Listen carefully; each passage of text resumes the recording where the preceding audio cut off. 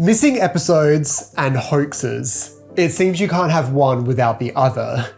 Ever since I first learnt about Doctor Who's lost episodes, I have constantly stumbled upon hoaxes, such as all of Hartnell's episodes have returned, Philip Morris is hoarding Marco Polo, the Macra Terror screened at a school in New Zealand. I want the truth! Today, I want to discuss an infamous hoax that the BBC almost fell for, and also explain why some private collectors don't return episodes of Doctor Who.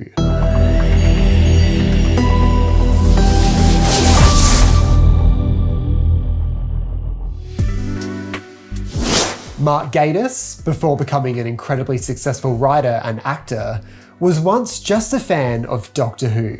In 1986, he joined a group of missing episode enthusiasts called Locate and pitched the idea of getting the word out about missing episodes to the public on the ITV teletext service Oracle. It's kind of giving Linda vibes. Don't do it. Don't do it. Mark eventually received a letter from Roger K. Barrett, an alleged BBC sound engineer, who said that he had 8 episodes of Doctor Who: An Unearthly Child, episodes 1 to 4, The War Machines, episodes 1, 3 and 4, and most excitingly, The 10th Planet, episode 4.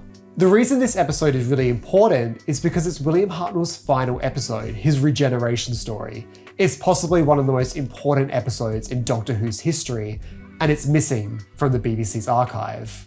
Mark replied that he was interested in Hartnell's final episode, but Roger replied saying that he already had an offer from someone else of about £500. They didn't lose contact there. Mark wasn't ready to give up. There was still some back and forth, and eventually he managed to raise some funds, hoping to secure the episode for himself before he sells it to someone else. But Roger began to get cold feet when in Doctor Who Bulletin, which was a fan-run magazine, reported the story. They outlined what he allegedly had and said that we know his name and that he lives in West London.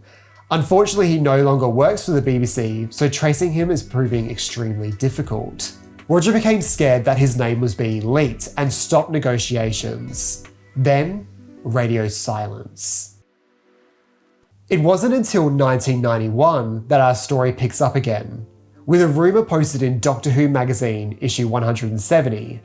Disturbing rumours have reached us that a consortium is working together to keep a copy of a missing Hartnell episode, believed to be 10th Planet 4, out of the BBC's archive, to keep its black market value high amongst selfish fans. I do love the idea of this Illuminati-like cult that surrounds missing episodes, coming together to watch a slowly degrading copy of episode 4 of the Space Pirates, sitting around chanting, "All hail Milo Clancy!" It just sounds insane to me, I love it. Mark Gatiss, upon seeing this story, contacted Doctor Who magazine, telling them of his previous letters with Roger K. Barrett. Gary Russell, the Doctor Who magazine editor at the time, contacted Adam Lee, who worked at the BBC archive. Adam Lee, when he heard the name Roger K. Barrett, was quite excited because he knew it was a pseudonym for a high-ranking BBC executive who at one point would have had access to episode 4 of The 10th Planet.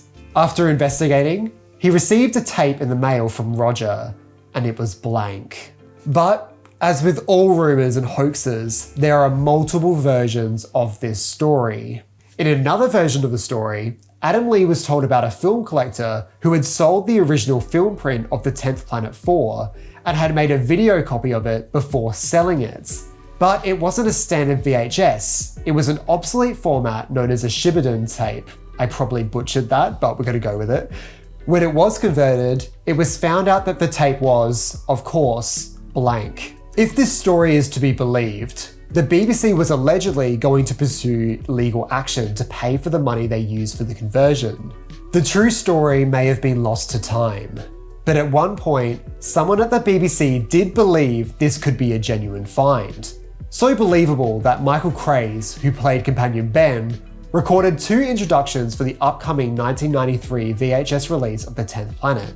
One version where he said episode 4 is missing, and another version where he said episode 4 was returned to the BBC's archive. Ultimately, the release was cancelled, and the story wasn't released on VHS until 2001. Do I have to explain what a VHS is? It is rumoured that this Roger K. Barrett was an ex-member of the Doctor Who Appreciation Society who was kicked out due to inappropriate behaviour, and this was them taking their revenge. Whatever the reason, it's clear that in hindsight, this was a hoax. If I could get hold of this Roger Barrett, I think I'd just grab hold of him by the scruff of his neck and choke him until I found out why he'd misled everybody. I wish I could get hold of him.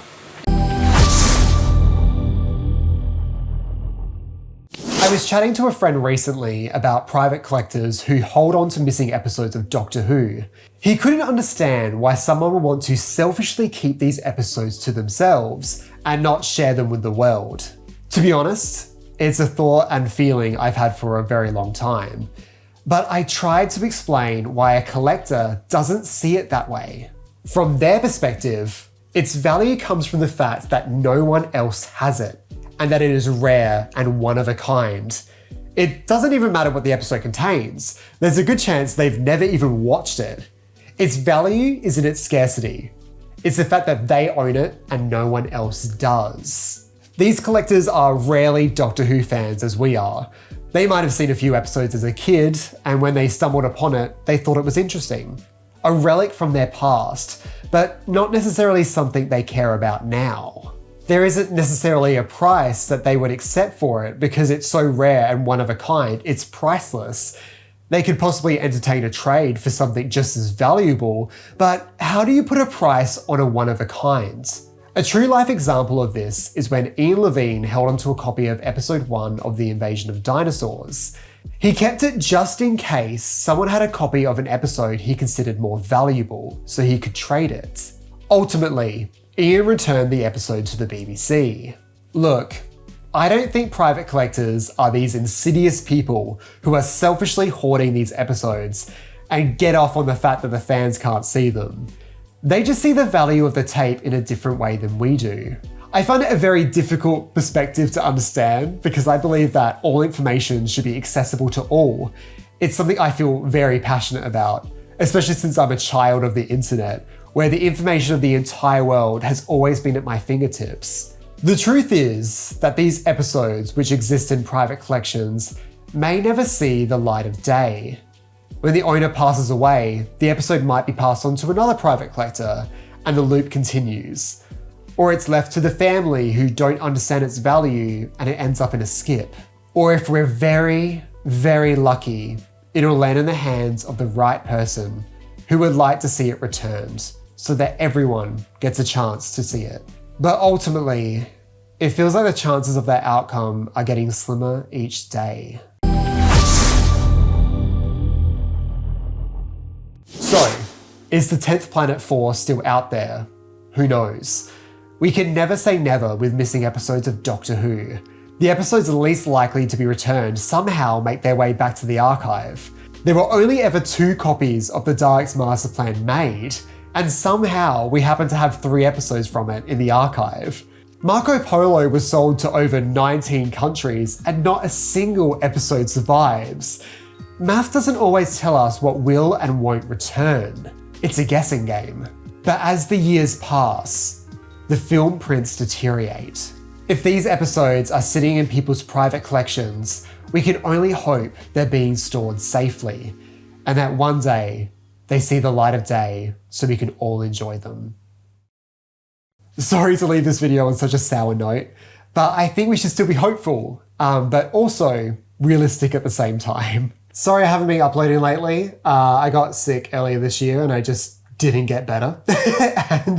And so I found it really hard to keep up with YouTube, but I'm gonna pop up every now and then. I'm not gonna be doing weekly videos. I just can't keep up with it. I had a really good time though this year with you guys, and I'm really thankful for your support, and all the Patreon stuff was really, really nice. But yeah, I think YouTube's definitely just a hobby for me, and I just wanna pop up every now and then, and that's about it. But thank you so much for the love. It means a lot that I can just talk in front of a camera and people actually give a shit, which is really nice. It's a really nice feeling. So yeah, thank you. Bye. Don't forget to click below to subscribe to the official Josh Nez YouTube channel. How could I possibly forget that?